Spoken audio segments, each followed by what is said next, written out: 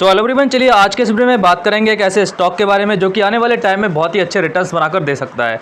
ये एक penny stock है, तो हमारे लिए इसका जो प्राइस देखने को मिल रहा है वो आप देख सकते हो 34 रुपीज़ पर भी ट्रेड कर रहा है आज के दिन।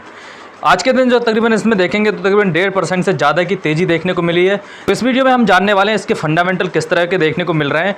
उससे पहले अगर इसका वन ईयर का चार्ट देखेंगे तो 1 ईयर में कंपनी ने 28% का हमारे लिए माइनस में रिटर्न दिया है।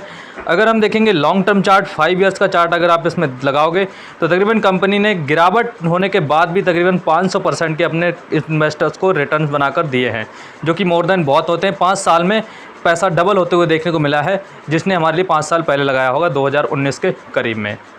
अगर हम इसका देखेंगे मैक्सिमम चार्ट पैटर्न, तो मैक्सिमम चार्ट में अगर देखोगे तो तकरीबन कंपनी ने 6700% के रिटर्न्स ऑलरेडी दे चुकी है। और इसका जो नेक्स्ट टारगेट हमारे लिए देखने को मिल रहा है वो 100 रुपीज़ तक स्टॉक जाने का दमखम रखता है, नहीं तो उससे भी ज़्यादा जा सकता है अगर आप इसके फंडामेंटल देखोगे तब। तो चलिए चलते हैं इसके सीधे फंडामेंटल एनालिसिस पर। सबसे पहले अगर हम कंपनी का मार्केट कैप देखेंगे तो मार्केट कैप 17,525 करोड़ का, करंट प्राइस 34 का देखने को मिल रहा है और स्टॉक का पी हमारे लिए 35 का देखने को मिल रहा है। बुक वैल्यू देखेंगे तो 7.48 की, डिविडेंड यील्ड देखेंगे तो 1.05%, रिटर्न ऑन कैपिटल एम्प्लॉयड देखेंगे तो 23% और रिटर्न ऑन इक्विटी देखेंगे तो 23% की देखने को मिल रही है, जो कि काफ़ी अच्छी आप इसको कंसीडर कर सकते हो। नीचे आएंगे तो हमारे लिए देखने को मिल जाता है फेस वैल्यू। फेस वैल्यू अगर आप देखोगे तो 1 की फेस वैल्यू और प्लेस परसेंटेज देखेंगे तो 0% की देखने को मिल रही है, यानी कि जो प्रमोटर्स ने है कोई भी स्टॉक को अपने गिरवी नहीं रखा हुआ है। इंडस्ट्री का पी देखेंगे तो 28 का देखने को मिल रहा है और चेंज इन प्रमोटर होल्डिंग देखेंगे तो 0.25% की रिसेंटली क्वार्टर्स में प्रमोटर्स ने अपनी होल्डिंग को चेंज किया है। नीचे आएंगे तो हमारे लिए देखने को मिल जाते हैं प्रोज एंड कॉन्स, यानी कि नेगेटिव पॉइंट क्या है और पॉजिटिव पॉइंट क्या देखने को मिलते हैं। सबसे पहले पॉजिटिव पॉइंट को कंसीडर कर लेते हैं। कंपनी ऑलमोस्ट डेट फ्री है, जो कि एक गुड बात है। उसी के साथ साथ कंपनी का जो प्रॉफिट ग्रोथ है वो हमारे लिए 19% की कैगर से लास्ट 5 ईयर से ग्रो होते हुए देखने को मिल रहा है। उसी के साथ साथ अगर डिविडेंड पे आउट देखें तो 45% का कंपनी डिविडेंड भी मेंटेन करके चल रही है। नीचे आएंगे तो हमारे लिए कॉन्स देखने को मिल जाते हैं, नेगेटिव पॉइंट देखने को मिल जाते हैं। कंपनी के माइनस पॉइंट को देखेंगे, कॉन्स को कंसीडर करेंगे तो जो बुक वैल्यू है उससे प्राइस 4.51 टाइम्स हमारे लिए ज़्यादा ट्रेड करते हुए देखने को मिल रहा है। दूसरी चीज़ यह है कि जो हमारे लिए सेल्स ग्रोथ है वो थोड़ी सी पुअर देखने को मिल रही है लास्ट 5 ईयर से। 8.63% से हमारे लिए ग्रो होते हुए देखने को मिल रही है लास्ट 5 ईयर से। चलिए अब हम इसका देख लेते हैं सीधे पीएनएल, प्रॉफिट एंड लॉस को अगर हम देखेंगे। अगर हम पीएनएल में सेल्स को सबसे पहले देख लेते हैं। सेल्स देखेंगे तो जो पीएनएल में 2021 में थी 4531 करोड़, जो बढ़कर हो गई थी 6000 तकरीबन 7000 करोड़, इसके बाद 6500 करोड़। ठीक है, तो यानी कि डीटीएम बेसिस पे थोड़ी सी हमारे लिए गिरावट देखने को मिल रही है और एक्सपेंस निकालने के बाद निकल के आता था ऑपरेटिंग प्रॉफिट। इसको आप प्योर प्रॉफिट भी कंसीडर कर सकते हो। जो प्योर प्रॉफिट बना था मार्च 2021 में 826, एक 1520 और अब 1015 टीटीएम बेसिस पर। तो टीटीएम बेसिस पे काफ़ी थोड़ी सी स्लो ग्रोथ हमारे लिए देखने को मिल रही है। उसका मेन कारण ऑपरेटिंग प्रॉफिट मार्जिन है, ओपीएम है। ओपीएम देखेंगे तो 2020 में 18%, 2021 में 18% एंड 22 में जो 1520 करोड़ का ऑपरेटिंग प्रॉफिट हुआ था उसका मेन कारण था ऑपरेटिंग प्रॉफिट मार्जिन। तो ऑपरेटिंग प्रॉफिट मार्जिन 22% से बढ़ते हुए देखने को मिला था, जिसके कारण हमारे लिए जिसके कारण ऑपरेटिंग प्रॉफिट में भी ग्रोथ देखने को मिली थी। 2021 में 18% थे, इसके बाद 22% हुए और अब हमारे लिए 15% पर टीटीएम बेसिस पर देखने को मिल रहे हैं, जिससे हमारे लिए प्रॉफिट पर इम्पैक्ट पड़ते हुए देखने को मिल रहा है। ऑल ओवर एडजस्टमेंट होने के बाद अगर देखेंगे नेट प्रॉफिट तो 340 करोड़ था 2020, 302.4 हुआ, इसके बाद 834 करोड़ और अभी 492 करोड़ पर देखने को मिल रहा है, नो डाउट। लेकिन कंपनी अभी भी लॉस में देखने को नहीं मिल रही है, ये भी आप चीज़ इसको कंसीडर करके रख सकते हो। चलिए नीचे आएंगे तो हमारी बैलेंस शीट देखने को मिल जाती है, कर्जा कितना है और कंपनी के पास रिजर्व्स कितने हैं उसके बारे में हम बात कर लेते हैं। बात करेंगे अगर रिजर्व्स की, तो आप रिजर्व्स देखिए जो कंपनी के हैं 2800 थे 3335, इसके बाद 3301 करोड़ के रिजर्व्स हैं और जो वॉरिंग्स है कर्जा है कंपनी ने ले रखा है जो अभी करंट में 1180 करोड़ का देखने को मिल रहा है। तो कर्जा ऑलमोस्ट हमारे लिए जीरो ही इस कंसीडर कर सकते हो, डेट फ्री कंपनी को कंसीडर कर सकते हो।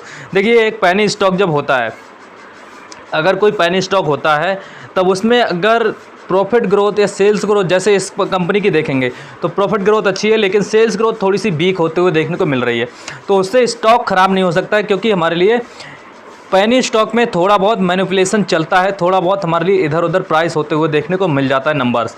ये कोई लार्ज कैप सेक्टर की कंपनी नहीं है, इसमें रिस्क ज़्यादा रहता है। फिर मैं बोल रहा हूँ इसमें रिस्क आपको ज़्यादा मिलेगा और रिवॉर्ड भी आपको इसमें ज़्यादा ही देखने को मिलेगा।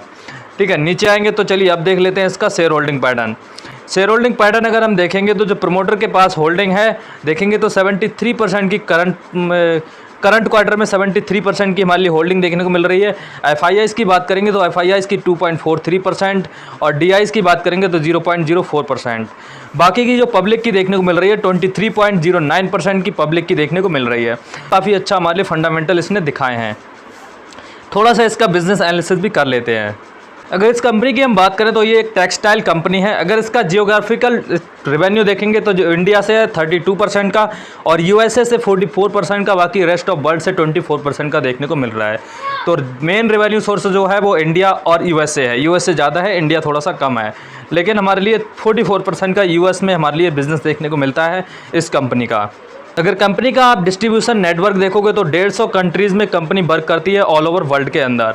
अगर इसके मार्केटिंग ऑफिसेज जो देखने को मिल रहे हैं वो चंडीगढ़, भोपाल, गुरुग्राम, न्यू दिल्ली और मुंबई में देखने को मिलते हैं, जिनको ऑपरेट किया जाता है न्यूयॉर्क, यूएसए, दुबई और यूके से। तो ये कंपनी के काफ़ी सारे हमारे लिए डिस्ट्रीब्यूशन नेटवर्क देखने को मिलते हैं अच्छी जगह पर। अगर आप कंपनी का विज़न देखोगे, कंपनी का फ्यूचर देख रहे हो 2025 तक, तो कंपनी ने कुछ अपने रिपोर्ट्स जारी किए हैं 2025 के विज़न के लिए। उसमें कंपनी अपना विज़न क्लियर कर रही है कि हमारे लिए 25,000 करोड़ का कंपनी खड़ा करना है 2025 तक। इसमें इनको 12% का इंक्रीज़ करना होगा बॉटम लाइन से। सो गाइस आपको भी पता है ये एक पेनी स्टॉक है और अभी 34 पर ट्रेड करते हुए देखने को मिल रहा है। तो गाइस मैं जिस स्टॉक की बात कर रहा था उसका नाम है ट्राइडेंट लिमिटेड। ट्राइडेंट लिमिटेड एक टेक्सटाइल सेक्टर की नंबर 1 कंपनी देखने को मिलती है। सो अभी इसका चलते हैं हम टेक्निकल फंडामेंटल के ऊपर। टेक्निकल इसके क्या कह रहे हैं उसके बारे में हम बात कर लेते हैं। सो गाइस अभी हम आ गए ट्राइडेंट लिमिटेड के मंथली चार्ट के ऊपर। मंथली चार्ट पर अगर देखोगे तो बहुत ही अच्छे लेवल्स पर अभी मार्केट खड़ा हुआ देखने को मिल रहा है। अगर इसके आप थोड़ा सा अगर हम इसके हाई से बात करें तो यहाँ से 71 रुपये इसका हाई लगा के आया है और अभी जो हमारे लिए जहाँ पर ट्रेड कर रहा है 34 पर, यानी कि 36% का हमारे लिए क्लियर डिस्काउंट देखने को मिल रहा है इस स्टॉक के अंदर। अब बात कर लेते हैं यहाँ पर लेवल क्या है। अगर आप लेवल देखोगे ये एक मंथली चार्ट है, ये आप अपने ध्यान में रख के चलिएगा। तो आपको कैंडल ज़रूर कम दिख रही होंगी, लेकिन ये हमारे लिए बहुत ही अच्छा हमारे लिए रेवेन्यू इस लेवल पर आप एक हमारे लिए रेजिस्टेंस एरिया देखने को मिल रहा है, ठीक है, दिस एरिया।